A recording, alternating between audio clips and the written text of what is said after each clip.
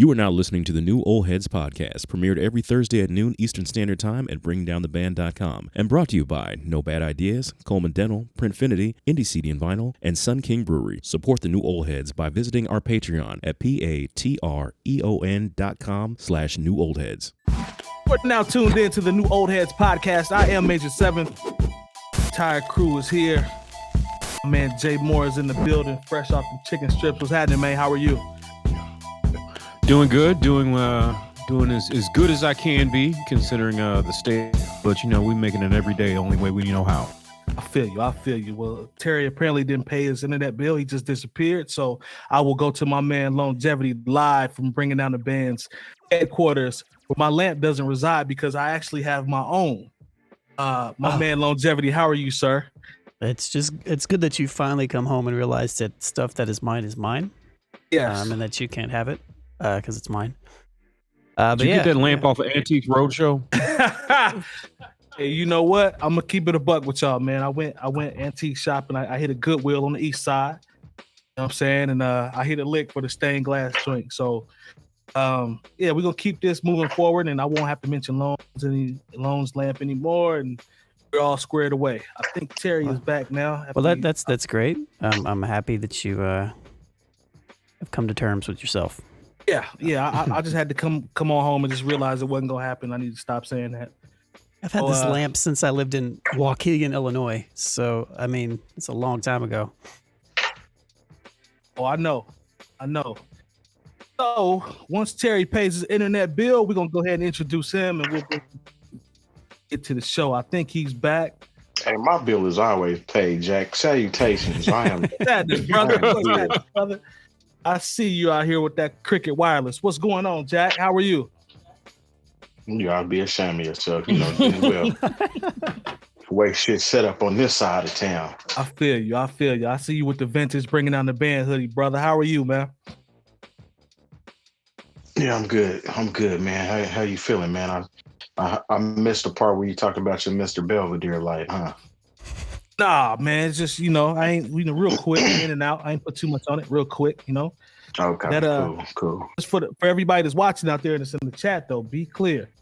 The hoodie that he has on, you had to be old school Bringing Down the Band. I'm talking about founder level, early days to get one of those. So yeah, this is old, man. And that's like a one of one. Yeah, you don't see those anymore. Yeah. For a small fee, we might be able to reproduce those through Printfinity. So just throwing that out there in the atmosphere. The chat is in the building. Waffle House Pimp, I see you, boy, slinging that syrup out there while you pimping. We see you. Nicole. Yeah, why you snitching on? I ain't snitching. No, His name is Waffle House. His name is Waffle House Pimp. He good. He all right. Feds watching. Shout out to my man Akeem Branson Sachs. We see you, boy. Who else is in here? I think Nate Jeezy was in here earlier. My East Coast fam was happening. Alex, I see you. I see you. I think that's everybody so far. You see Waffle House Pimp laugh, man. Cut it out. We appreciate y'all, man. We really appreciate the support from the chat. You guys keep us active, keep us rocking, and we enjoy y'all interaction. So continue to rock with us. Bring somebody back next week. We really would appreciate that as well. All right. If I didn't miss anything else, let's go ahead and jump down. I forgot. Rest in peace, Cicely Tyson. OG. Legendary. 96 years old. Career spanned 7 decades, if I'm not mistaken. I saw in the read up, like she's been pioneer for years, man, and just triple OG status. So, rest in peace to her, man. She's been in so many great things, involved in so many great films, philanthropy work, etc. She has one of the stages at Tyler Perry Studios named after her. So huge icon, man. Like 96 years old, if I'm not mistaken. Y'all correct me if I'm wrong, but that's definitely that's a full life. Yeah. Definitely Also, take that away from her. Also, rest in peace to Double K from People Under the Stairs. So Indeed. he passed away at 43 a few days ago. So a lot of RIPs going out. RIP to John Chaney. He was the basketball coach at Temple University. wasn't a big money program, but at one point they would go on some serious runs into the Elite Eight. And he's one of those guys. He ran an extremely clean program. You came to Temple, you came to get an education first and to play basketball second. So shout out to him. Yeah, rest in peace, John Chaney, pioneer. Black coaches, like people like him, John Thompson, those guys are iconic, man, and they opened a lot of doors, especially being on that collegiate level. And a lot of the guys that play for them, and he's synonymous with Temple, man. Like he's just legendary status across the board. All his players, speak highly of him. And one of the coaches from my childhood. So I really do hope his family is okay as well. Also, Cicely Tyson and just anybody that's passed away, man. It's just tough. I thought 2020. We got to 21. It was going to lighten up a little bit, but we still, taking over where we left off. Also, and this is just one more, and this is someone that I knew, and from the Indianapolis arts community, Jill Ditmeier. She was a colleague of mine when my time at WFYI, a reporter for several different stations. She was big into the arts and supporting other journalists here, and it was just kind of a shock to see that she passed away yesterday. I found out when I saw my buddy Matt Sosi. He had tweeted it, and it was just one of those things where like I read it and it just didn't seem to make sense. But yeah, if you are in the Indianapolis arts community, you probably ran into, or at least would know the name Jill Ditmeier. So rest in peace to her as well. Word that you said that as well. I was not familiar with her, but rest in peace to her and condolences to her family also. Let's go ahead and get into this rundown.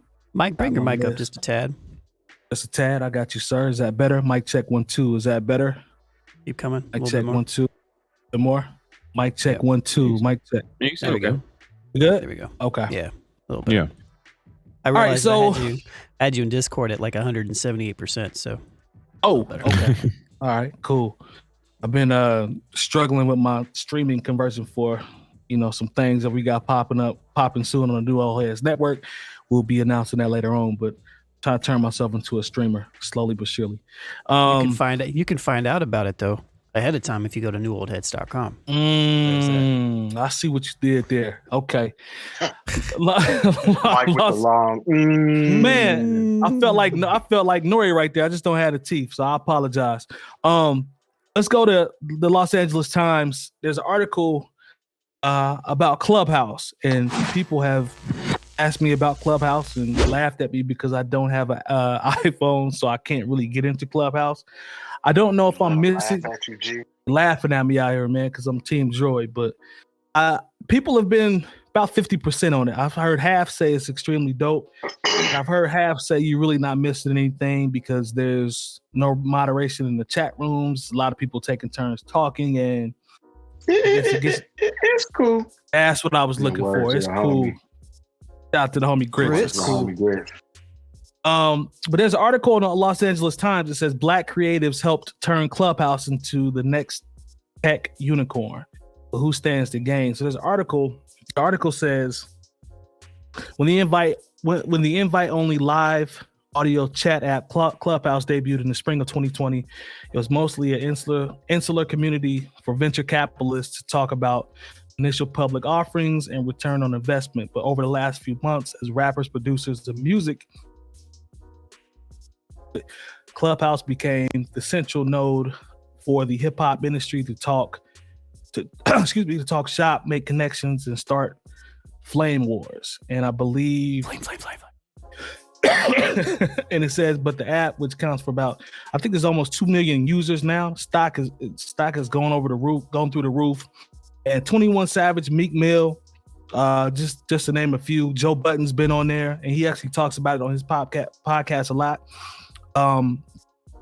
Punch from Top Dog has been on from Top Dog Entertainment has been on there. So Royce, a lot of people have.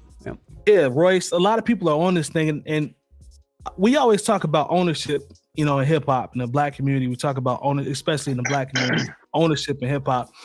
But this is another instance where I see black creatives blowing up another startup, and then it just blossoms and goes on, and nobody has any ownership in it. I see Meek Mill. He said he was going to try to start a streaming company with I think it was Lil Durk and somebody else.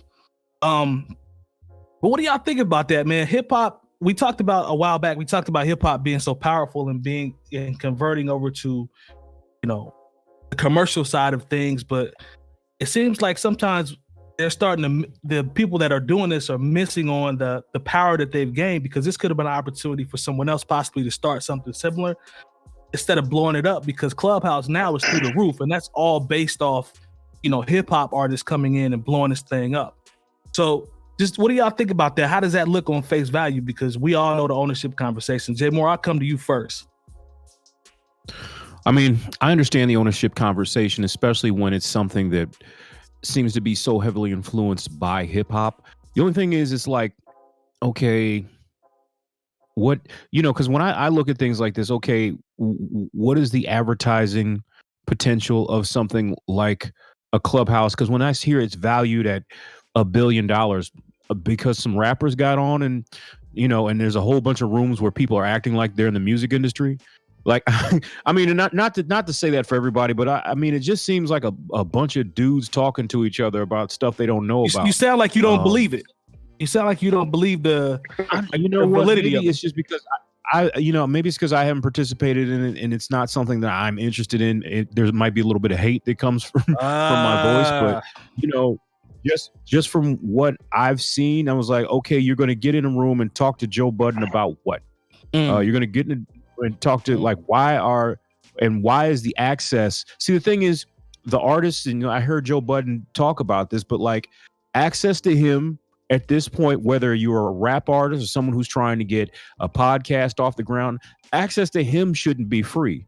And so I think really the ball is still in all these creatives' corner. If they want to take their ball, create something to where if you want access to a Steve Stout or Joe Budden or a Meek Mill or whoever, okay, we're going to be over here. We're not good. You can, because wherever people who claim that they want access to certain people, wherever they are, that's where they're going to go. So I think, the valuation of Clubhouse is it's within the people who actually come into these rooms, who get access to people for free that they wouldn't ordinarily be able to get access to. Once those people leave, honestly, the valuation of Clubhouse goes down, because if it's just venture capitalists talking to each other, this is just another basically a conference call. It's nothing. The reason people in hip hop got into it,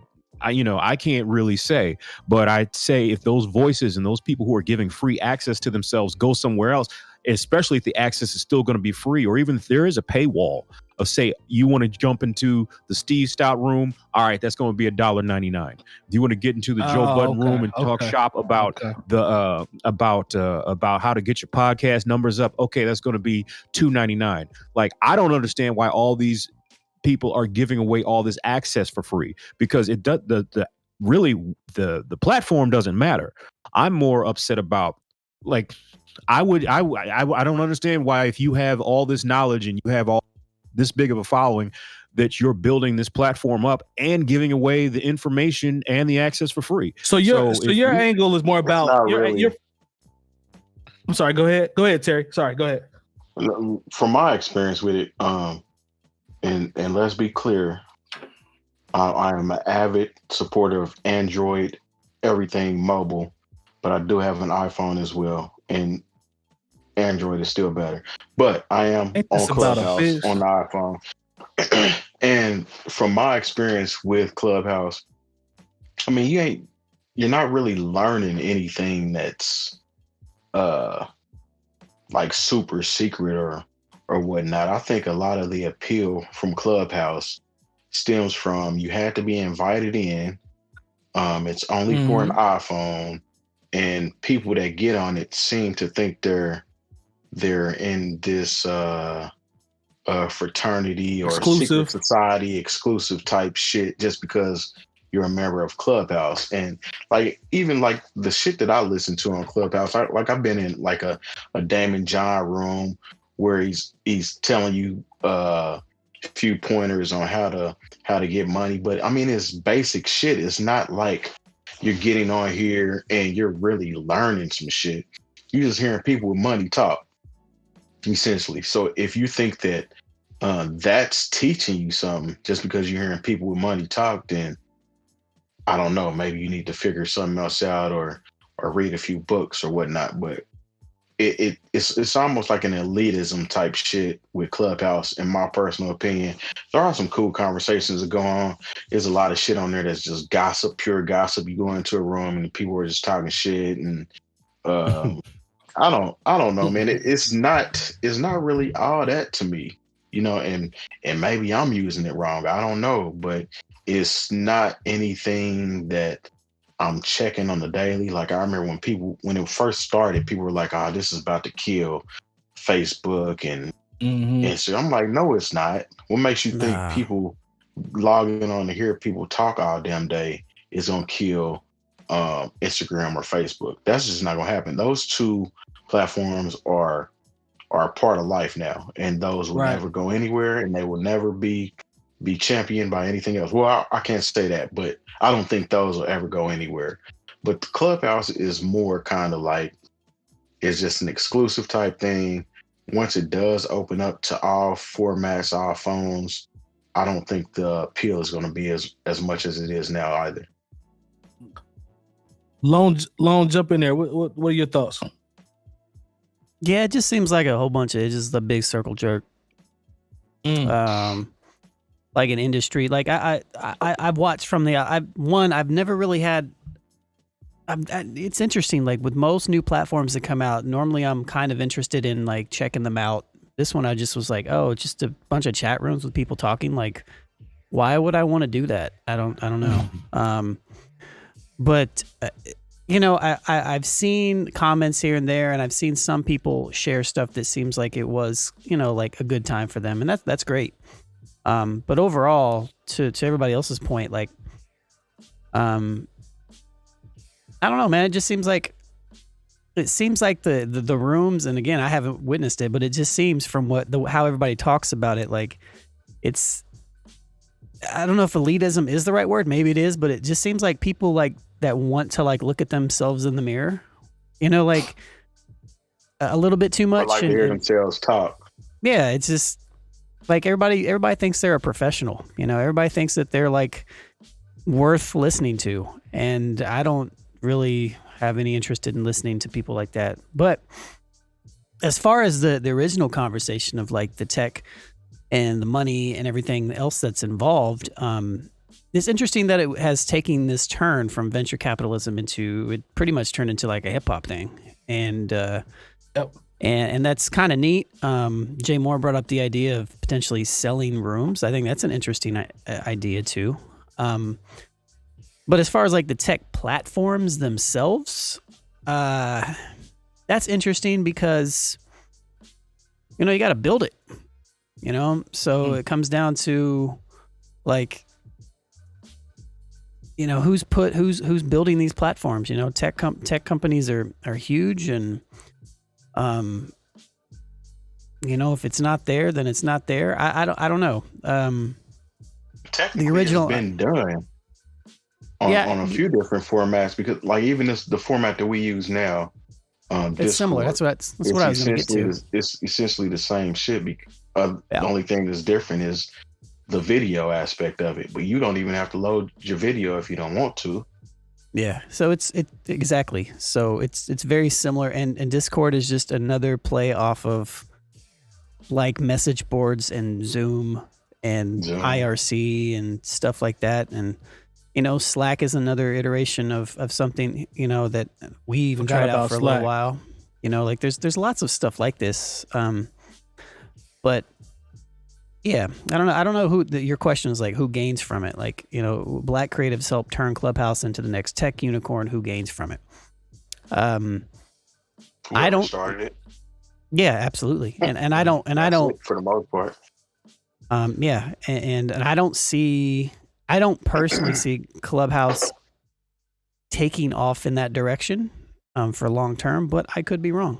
So I don't know. I guess we'll just we'll just see. It would be interesting to see some sort of service where you could like join rooms, like personalized rooms, and pay money and hear somebody talk, like live events and stuff like that. I think that could potentially you could Doja Cat it, but if you know, show some feet to some white supremacists for $4.99. There we go. There we go. But I don't it's kind of like I feel like we're getting to that point to where these things are going to be offered, and there's going to be something that emerges that allows all this stuff to happen. I don't know if we see it quite yet, but with the evolution of video media with Twitch and Discords and Zooms and Clubhouses and everything else that's in the works right now, we're seeing things change in real time to the point to when things eventually get off lockdown. I don't think a lot of these avenues are going to change. Like, I would not be surprised if like venues did virtual shows and live shows, and or if they charged a fee to watch a virtual show, and why don't we see companies do talks, and there are people that do this already in different ways, but I feel like it's going to become more mainstream, the reach to everything. So that's my piece. I think a lot of it has to do with the whole COVID situation kind of changed everything, and it made something like Clubhouse very popular that could have possibly not even have taken off if people weren't bored. Yeah. Also, with that's real right there. We're talking about Bama selling invites for $50 to $100. Look, I got a couple invites right now. If y'all willing to pay me, I'll let you right in. I'll let you in for the friendly fee of $10. But no, I ain't selling no invite. If you do want to get in, hit me up. I'll let you in. But it's not really. It's not worth all that money. I don't understand why people are spending $50 to $100 just to get into this platform and just sit around and look stupid. Benefiting. I mean, that they figured it out.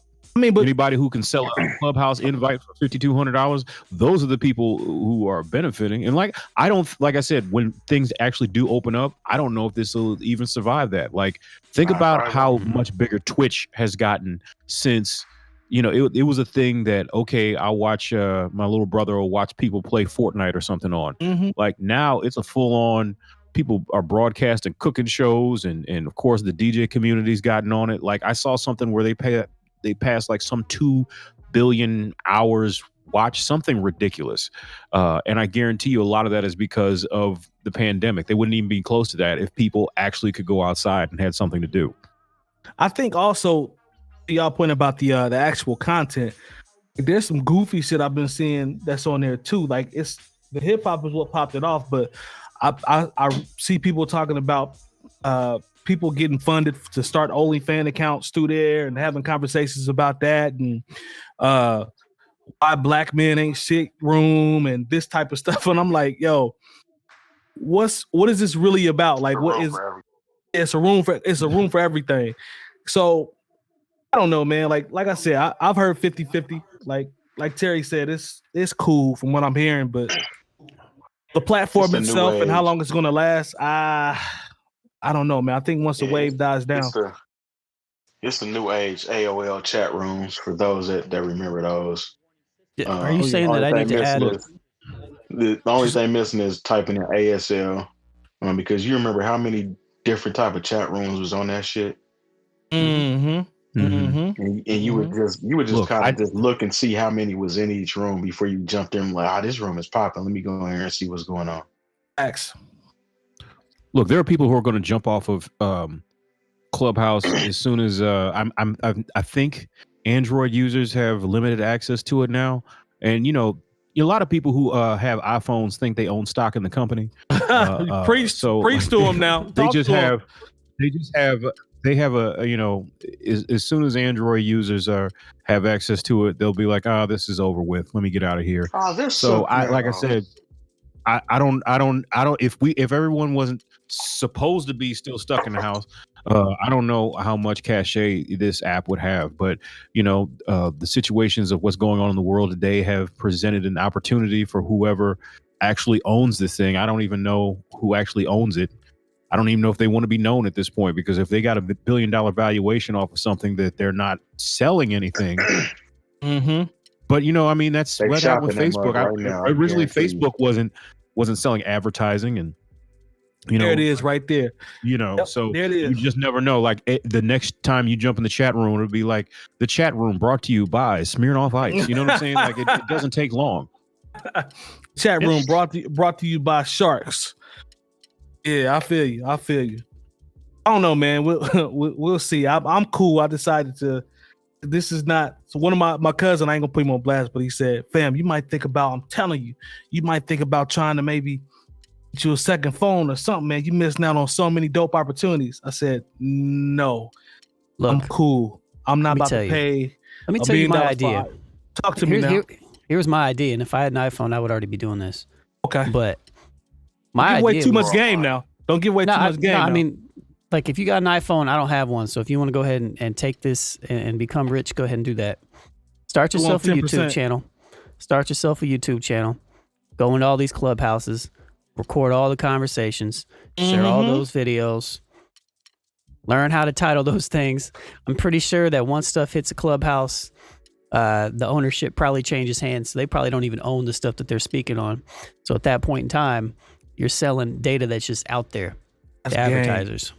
That's game. You just gave away a mouthful, man. We could have talked about this off. That's game right there. And we I feel like everybody in our Twitch chat right now is family. So if y'all want to go and get that, if you want to break me off a percentage, then we could have put after the show.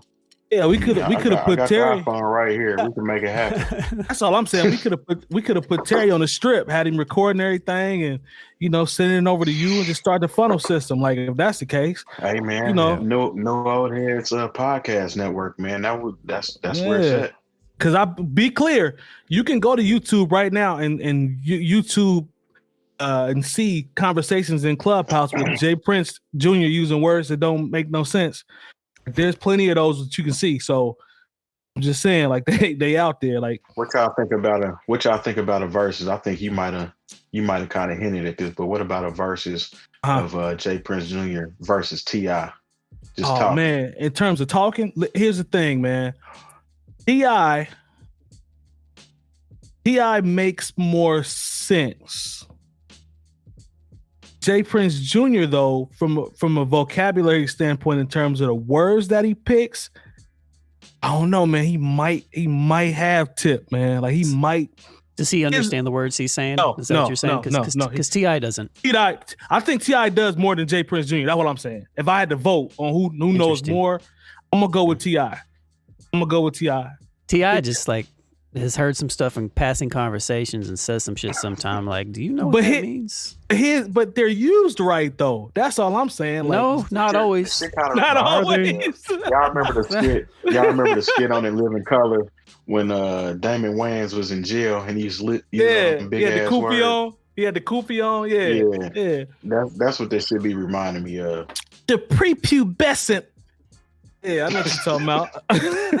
Yeah, that's it right there. You remember you used to watch it on Sundays. Come on, man. The third syllable of the second half of my vernacular is always on point. Come on, man.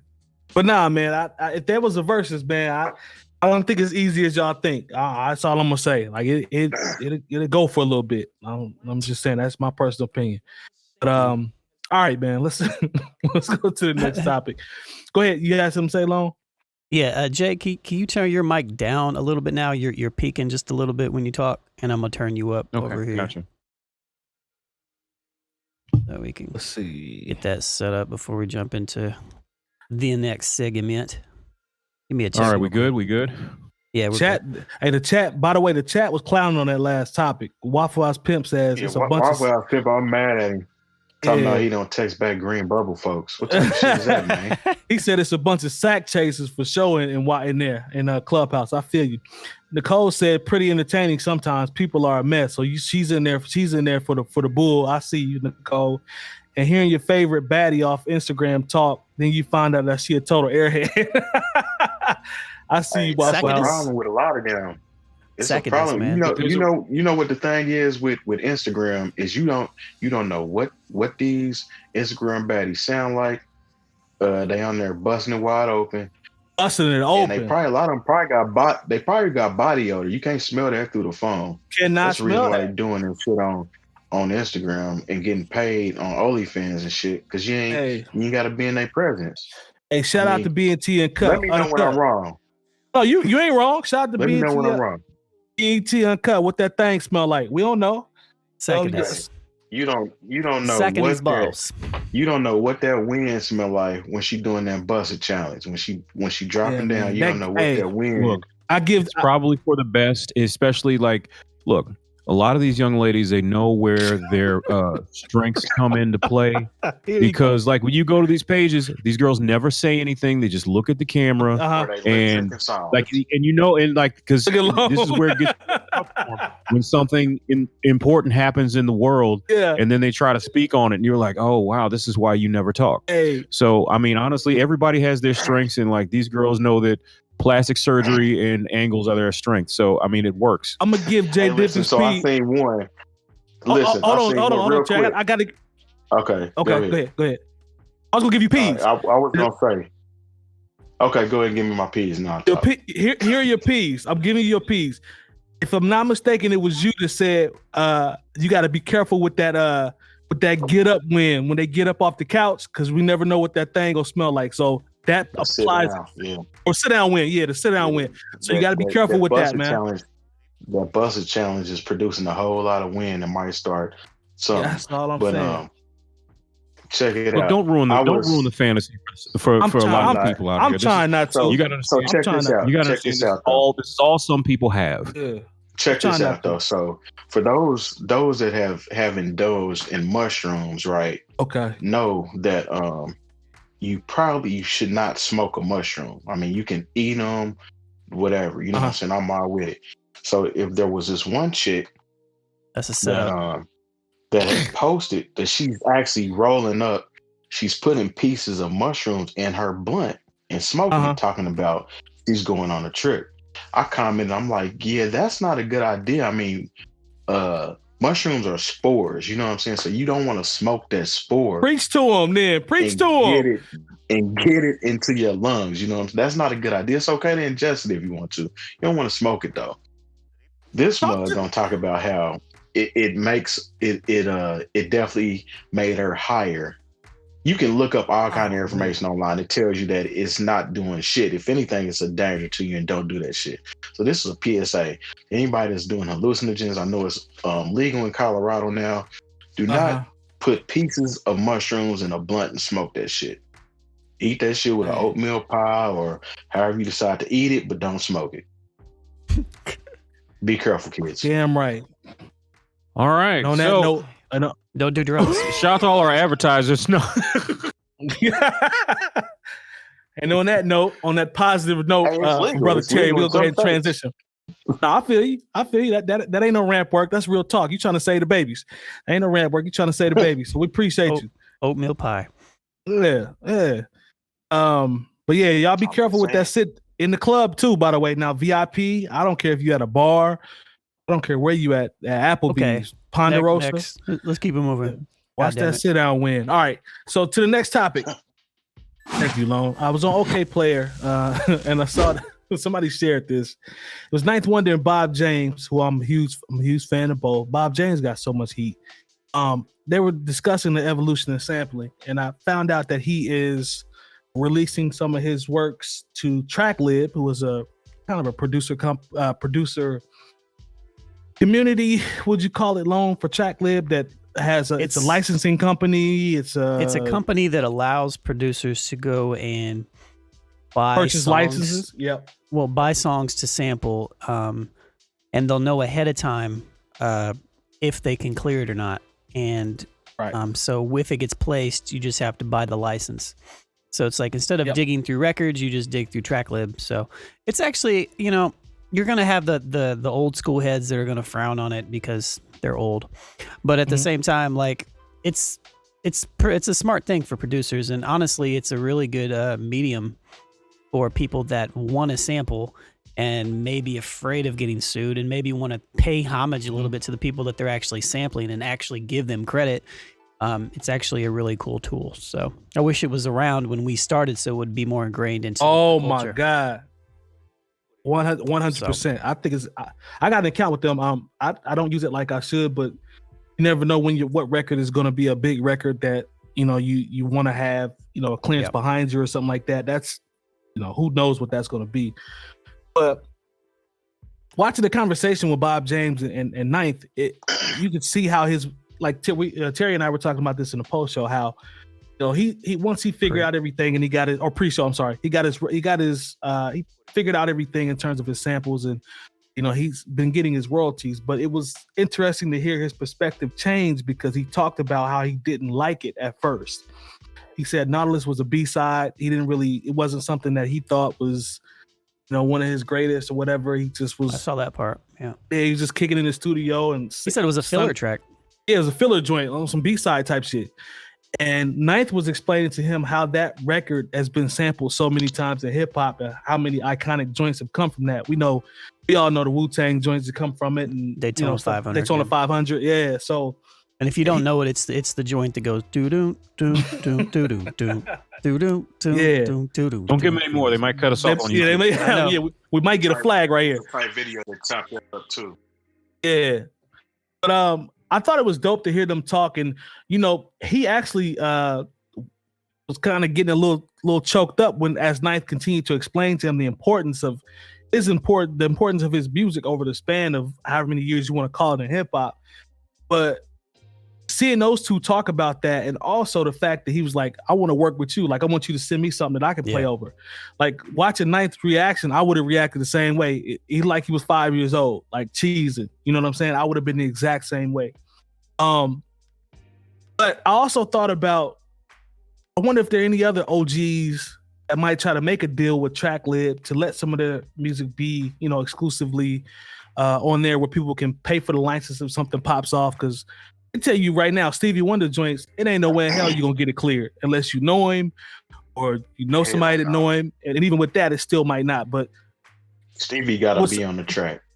That's what I was about to say. Do you think some more OGs might come on and make these deals if they're lucrative with places like Tracklib to put some of their music out there to be sampled the right way, quote unquote, for people can license? Or is this just kind of a one-off with Bob James because he's been sampled more than him, James Brown, and I don't know, maybe Parliament. Other than that, who's been sampled more than them? If I miss somebody, y'all tell me in the chat. But what do y'all think, man? You said James Brown, right? James Brown. I say James Brown, Parliament, Bob James. I would say they would have to be in the top 3. And Motown. Well, yeah, Motown. And all the Detroit artists. Yeah. Yeah, you could do that. That's fair. But I mean, what do you think, Lo? Well, there's already a lot of artists that are already on there. I mean, this is especially the interesting thing about this is I'm guessing, this is me hypothesizing because I don't know how they built it, but I'm guessing that a lot of these older artists and tracks on there are probably deposited, if you will, onto Tracklib from labels that just own their catalogs, and then they can just put that on there. Because I just clicked on it, and the first song is Jimmy Witherspoon, Lyle Folsom, the 45 King and Louie Louie, Band of Thieves, Guitar Red, Paul Johnson. So I get my point is saying Roy C. Hammond. So there's a lot of, I'm guessing there's already a ton of artists that have been on there, and I'm guessing it's just going to continue to grow. As far as like big names, I wouldn't even consider Bob James to be a big name like that, though. That's actually what I was going to get into. For sampling, for sampling records, for sampling, big artists in general. Because like what I was going to get into for considering Bob James, artists like him are probably looking for this because it puts more ears on their stuff, and it gets them more exposure. And it also, like, say for instance, you got a bunch of tracks sitting out there that's not getting any spin, and you sell a sample, and now all of a sudden it's back in the forefront. I think that's good for those artists because now you're receiving a residual check that just came out of nowhere from a sample. So I think a lot of people will use that. There are artists. Let me ask you this, Terry. Go ahead. Let me ask you this, and then you can continue. In the streaming era, do you think it's a little? I think it's a little far fetched. The way I took it is you making it seem like you're not really getting spins, quote unquote. In the stream era, I don't know if I agree with that. No, not necessarily, but I mean a spin versus a sample clearing. Okay, I got you. And getting new ears on your shit, and you're still getting a check from your old music, and you're getting a check from new music as well. I mean, you're double dipping. The sound that you made 20, 30 years ago is now getting new ears on it. So that's a win, especially if somebody's buying that sample, even if it's not through this service. Like you have artists like Nile Rodgers sold all of his masters. He's selling his car collections and shit. It's almost like it seems like some of these artists are running out of money. And if they're actually selling these samples or making it easier for people to find these samples in order to get new ears on their music, that's actually a good thing. And Bob James was saying too that how he came around and understood the whole mantra of hip hop and how it's pretty much recycling the music and making it sound different. Like I can't remember what song he was talking about, but he's like, the way they cut that is so unique. Like I had to kind of really listen to hear my part in there. You know what I'm saying? Some of them are blatant, but others are so crazy. Like how this one always stands out to me, the Mobb Deep shook one's chop. Like if you listen to that actual track and to hear how Havoc chopped that shit up, it's crazy. You know what I'm saying? So You there? Did we lose him? Yeah, I think we lost there he Terry. is. Terry, can you hear us? I think he's trying to get it right. Can't hear you though. Okay.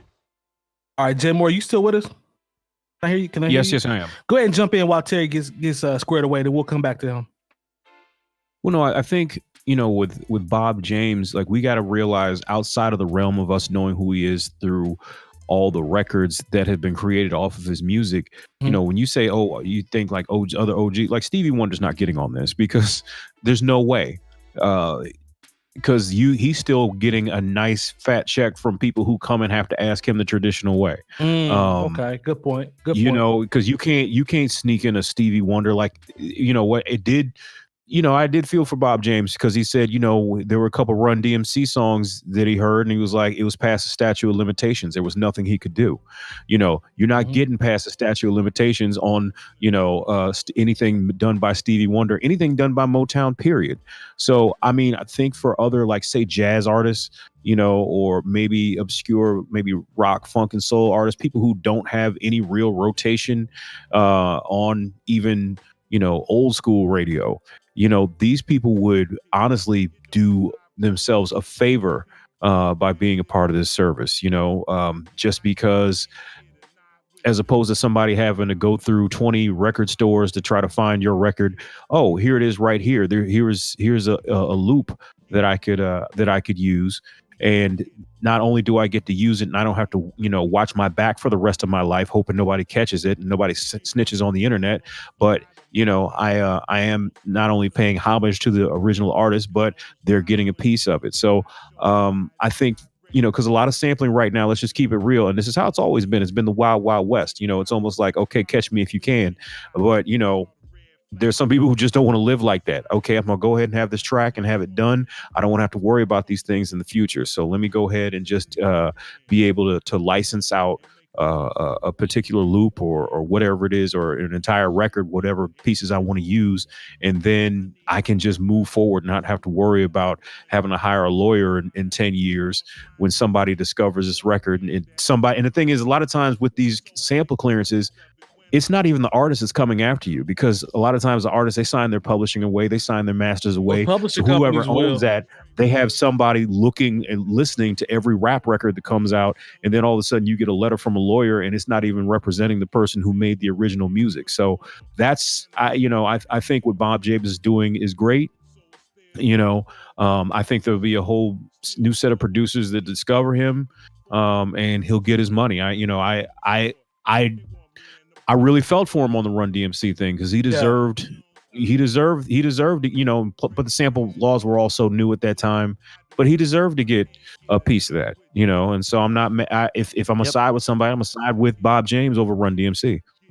And that's the piece. But that's the piece though, right? Because like for so long, like sampling was hidden, but like the original artists have always deserved a piece. Rap music wasn't making enough money for people to even want to sue. That's the thing. Yeah, but coming down to it, like that's how it should be. Like if I'm sampling somebody, even if I'm not clearing it, I know that I'm in the wrong. You know what I mean? Like I know that I owe that creativity to, or portions of it to whatever I'm taking it from. So I really do feel like Tracklib is a step in the right direction in copyright law, if you will, in the way that it probably should be. It makes the whole process so much easier to handle, because otherwise if you want to clear a sample, a lot of times it's not just the artist you got to contact. You got to contact the label. You got to contact everybody that has some sort of stake, has any type of percentage in that, and clear with all those people.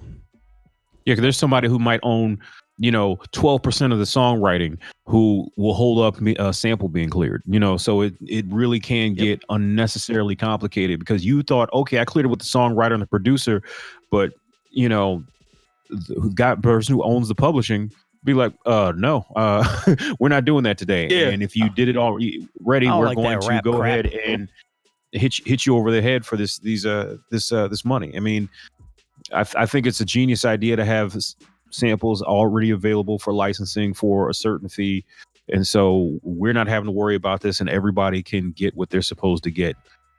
But just like don't expect people like Stevie Wonder or anybody who's got a catalog of super hits to ever do anything like this, because they're getting much money off of you having to come to them where they can say yes or say no on an individual track basis. Right. I agree.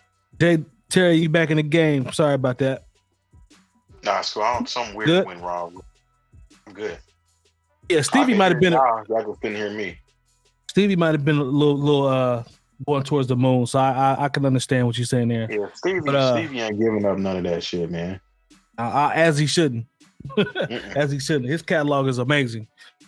But I feel you. But I thought it was dope just to hear them talk and hear them converse and have a conversation, and to hear Bob James be like, "Oh, okay, I see what y'all been talking about," and actually embrace it. And I'm curious to hear what he and Ninth would do. You know what I'm saying? Like, I'm curious to see how that comes out, and that's a hell of an opportunity for him to be able to even work with somebody like that. So I guess we'll have to keep our eyes on it and see what they come up with. Lone, you want to? It's a win. It's a win for Bob. Let's run the partners. Let's run the partners. Let's run the partners. 10 minutes left. Okay, cool. We'd like to thank our partners for the New Old Heads podcast: No Bad Ideas Clothing Company, Coleman Dental, Printfinity, Indie CD and Vinyl, Sun King Brewery, and the hub for all things New Old Heads, bringingdowntheband.com. Remember, once you type Bringing Down the Band in the search bar on YouTube and the page populates, subscribe and hit the bell for notifications. And as always, we thank you for your support. Now back to the show.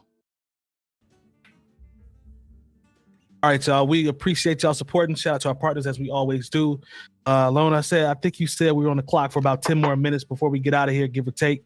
Let's get into our last topic that we had on the schedule for today. And this was via... We got two of them. Do you want to do... Which one do you want to do? What do you think makes sense for 10 minutes? 10 minutes. I think you guys can vote if you want. We can talk about Madlib, or we can talk about... What's the other thing we were going to talk about? Okay, so Madlib said... said that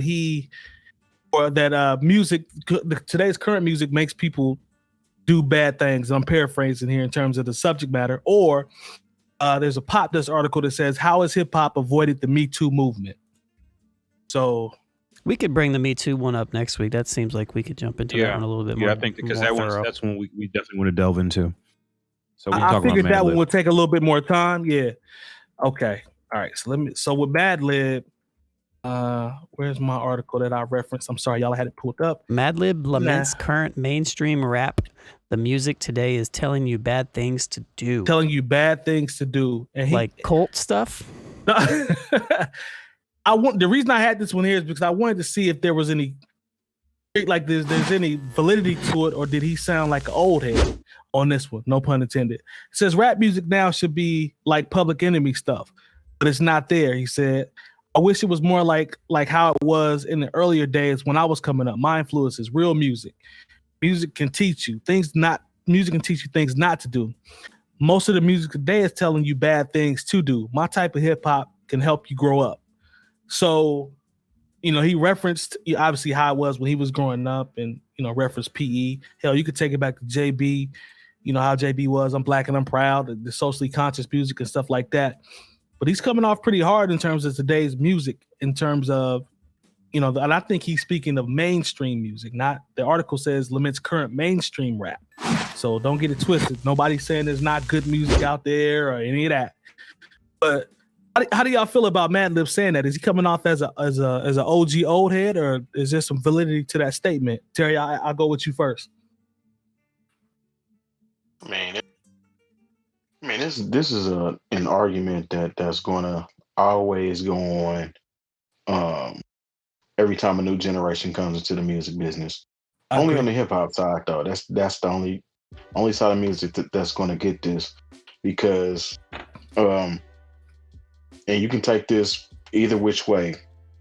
Now hip hop is the most listened to and most popular music format that's out there. So essentially, it's pop for the most part. I mean, you still have your meat and potatoes, but a lot of it is junk food to appease the masses. So, and that's just what it's going to be from here on out. And there's always going to be somebody on the other end wishing it sounded like how it sounded when they were first introduced to hip hop. Us included. I mean, there's times where I hear some shit and I'm like, damn, I wish music sounded like it sounded back then. But that's part of us being the new old heads. I can want it to sound like this, but I can still respect the new shit too. Bingo. So I mean, it's gonna be some people upset all the time. Music is it's evolving on the hip hop end, and certain people don't respect certain parts of the culture, so they're gonna do what they want to do. And that's just what it is. The operative word is mainstream, because our era, we had a whole bunch of crazy stuff going on when we was growing up. It's not like this is new, but go ahead, Lon. I'm sorry. I think a key point of this conversation is Madlib was speaking about wanting to know where the revolutionary voices are, like in the same vein as a Public Enemy. Right. I think he was kind of suggesting. Not popular now. Right, and I think that's what he was saying. Like, where are those revolutionary voices that are popular? And to me, the question kind of suggests, and maybe this is dumb, but like, is he kind of in a way saying that we've regressed a little bit? That's a good point. If you think about it, everything is in the fans' hands right now. Like what he's talking about, Public Enemy and artists that was out during that time. Yeah, that sound was what was popular. That's what people wanted to hear. They wanted to hear some empowering shit. They wanted to hear some shit that was going to teach you something, uplift you, blah, blah, blah. As time went on, I mean, even Common, he dropped a song, I Used to Love Her, in what year?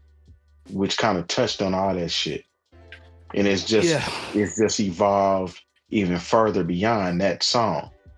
So, I mean, it's going to always, whatever's the most popular going on at the moment is what's going to shine. I mean, you're still going to have artists that do the shit that you like, or the shit that actually brought you to hip hop. but it's just not the most popular sound at the moment. Everybody's gonna say Kendrick. Like that's the name that everybody's gonna use. Oh, well, you got Kendrick. I'm like, okay, you got Kendrick. Then what? On a mainstream level, what do you have? Drake doesn't do that. He's not addressing. So he's Cole, maybe Cole. Okay. Kendrick and Cole. Drake's not addressing that. You know what I'm saying? Like you had a one off from which was actually cold. Lil Baby's joint that was cold. Right. But that's not his bag though. You know what I'm saying? That's not his bag. That's not Young Thug's bag. That's not NBA Youngboy's bag. These are the top echelon artists right now. So Talon's point about the question. Thank you. But what I'm saying is Talon's point about it, how he worded it to say, is he saying that there's a void? You're damn right there's a void. On the mainstream level, there's a void. Because Public Enemy, like Terry said, Public Enemy was in the mainstream back then. Right? Or am I tripping when I say that? No, they were out there. One of the highest rap artists acts at the time. Yeah, so I mean, with the pandemic, you got people doing the one-offs, which is still dope. I'm not here to diss that. But on the mainstream level, when you're top tier, upper echelon mainstream artists, other than Kendrick and Cole, put it in the chat if I'm missing something. Talk to me. Mainstream. How many TikTok challenges do you see people doing to some positive, uplifting shit? If y'all got them, let me know. Put them in the chat. That you're gonna get in a blip in 10, 20 seconds. Put them in the chat if you got them. You know, I love somebody like a Big Crit. That's one of my favorite artists. He's not mainstream. Crit's not mainstream. That's what I'm saying. We're talking about levels. Go ahead, Jay Moore. I'm sorry, because we got to get out of here. Look, I really wish all these old motherfuckers would stop complaining about what the young people are doing right now. Do you know how old it makes you sound to talk about? Like, first of all, everybody brings up Public Enemy. Like, you know what makes Public Enemy so special? Because they were Public Enemy. You know, and even when we talk about mainstream, you got to remember what mainstream was. Let's just go back 30 years. The lens that mainstream was in 1991 was completely different than what it is now. You talk about the pop angle. In 1991, yeah, Public Enemy moved records, but you got to understand they were on the radio a little bit. But you know what? In 91, they didn't have hip hop stations. Yeah, you know, very little bit. And at the same time, you could talk, and at the same time, Two Live Crew was moving records. MC Hammer was moving records. Kid and Play was doing movies, records, cartoons, and the whole nine. The Fresh Prince was like, you all have to remember the reason Public Enemy was so special is because they were Public Enemy. You like a lot of times I think we put on these rose-colored, like judgmental glasses, and we think, and we be like, well, you know, back in the day, we had Public Enemy and Poor Righteous Teachers and X-Clan. Like those are the only three groups we listened to. Shut the fuck up. When it was time for you to go shake your ass, or you was trying to get next to the girl at the party, I did not want to hear Can't Trust It. And the youth is the same way now. Don't get mad at them because they want to. Don't get mad at them because they want to enjoy themselves when they go out. And unfortunately, like nobody is forcing me as an old person to listen to the Baby, Meg Thee Stallion, and Cardi B and NBA Youngboy. Because you know what? If you love Public Enemy so much, they still make music. Why are you still listening? You know, if you love Razzcast and Mobb they Deep, definitely dropped the album, but I don't hear nothing about it. They you love them so much. I laughed. Remember, I laughed when you asked me about that. Yeah. Listen to their music. Like you all act like these people went off somewhere and they stopped making music in 1994 and they didn't. Like I just get so tired of because I'm like I said, I'm never going to be that person that is out here dissing young people for what they're doing because they got to find their way just like we found ours.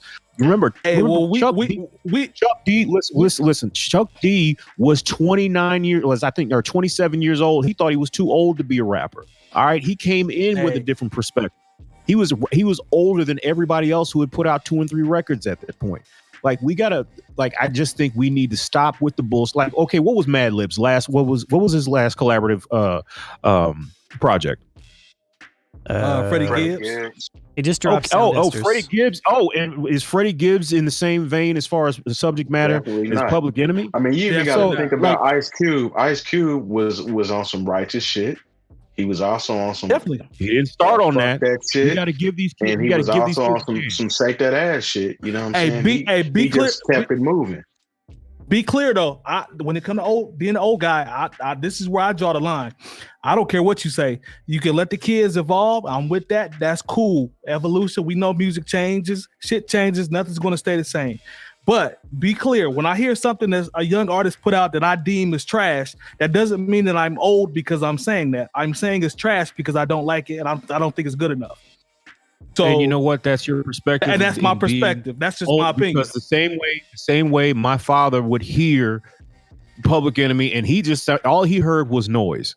Okay, and that's where a lot of us are right. That's where a lot of us are right now. And we gotta understand that, like, at a certain point, like, look, I'll be 44 this year. I tell people I'm cool for 44, but I'm not cool anymore. And I have no problem with that. I have a clear understanding of that. So that's what a lot of motherfuckers are struggling with right now. They realize they're not cool anymore. And they think that everything is supposed to sound like it did when they were 22 years old. And that's just not how it's ever going to be. So let these kids do their fucking thing and stop trying to always get off your Public Enemy high horse. You name the same groups every time when you want to talk shit. And I get tired of hearing it. And good, I will say this: good music transcends age. If it's dope, it's dope. That's the way I look at it. If it's dope, I don't care if it's 14. At the end of the day, if it's dope, it's gonna keep on moving. It's gonna keep on moving. If it's dope, it's dope. Moving. I mean, we had a bit of this conversation last week because, like I said, there's certain artists. The shit did, that they were popping a year and a half ago, and I can't even remember the names. Mm-hmm. And but you know what? That's a fact. That happened in our era too. And like a lot of times, you got to remember the shit that the music that you heard when you started driving, or you started having sex, or started drinking and really partying. That music is timeless to you. Doggy Style is trash to my parents. It is classic material to me. I mean, a lot of this shit at the end of the day turns into moment music. And as much as I can G for the youth that's dropping shit, I mean, it's a lot of garbage out. And like you said, it was a lot of garbage out when we was young too. But we selected. But the thing is, we selected who we wanted to mess with.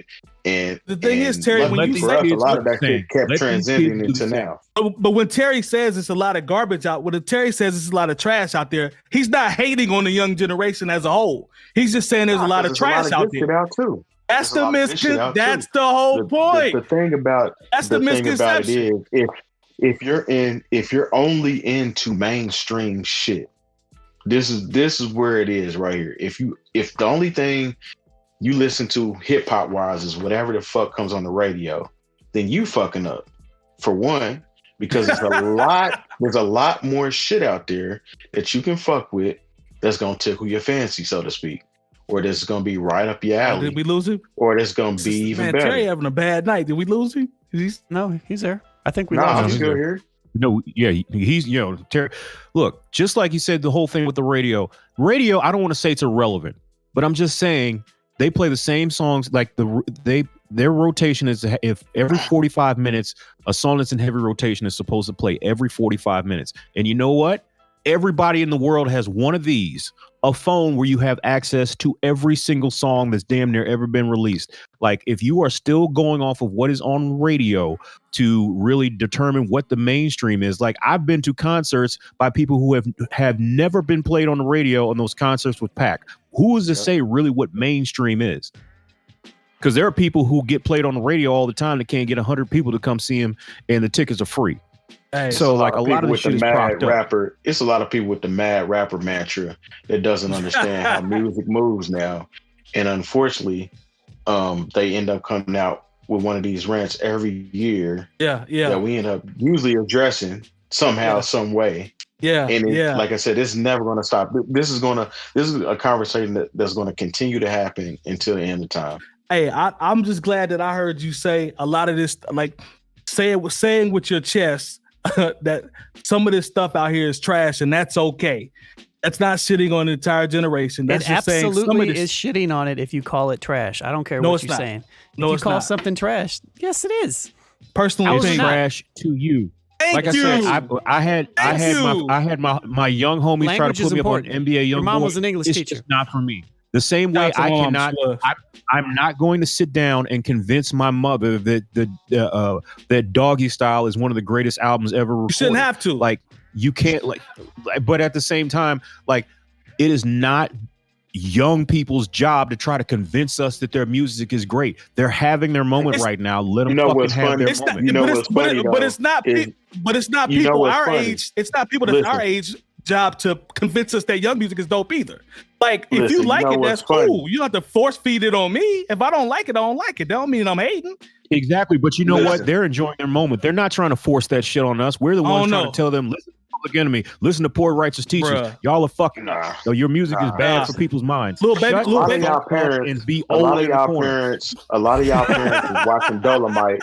A lot of y'all parents was watching Dolomite growing up, and y'all don't even know it. So when you talk about Doggy Style being your favorite album, Dolomite might have been their favorite movie back in the day, but you'll never know that shit. Yes, sir. Before we go any further, and I know we got to wrap it up, but like, I know we kind of went on a tangent here because Madlib was addressing, because he mentioned Public Enemy, but his whole thing that he was talking about here was more so framed in the idea that he thought that there would be more revolutionary voices right now. Not necessarily that there would be more Public Enemies, but there would be more voices like a Public Enemy right now. And I don't want to get that lost in the sauce here, because I understand what everybody's saying, but he wasn't necessarily like saying that specifically. He was just saying he thought that there would be more voices like that right now in the time that we're in. That's all. But how does he know there aren't? Because if he's listening to the same, he's listening to the same shit over and over. How does he know? That falls on us though. That falls on the people that are our age that had kids and then introduced them to a Public Enemy or any of that type sound to make them want to be revolutionaries. Yeah. I mean, that's essentially our fault. And I didn't have a kid until 2019, so I'm not to blame for that shit.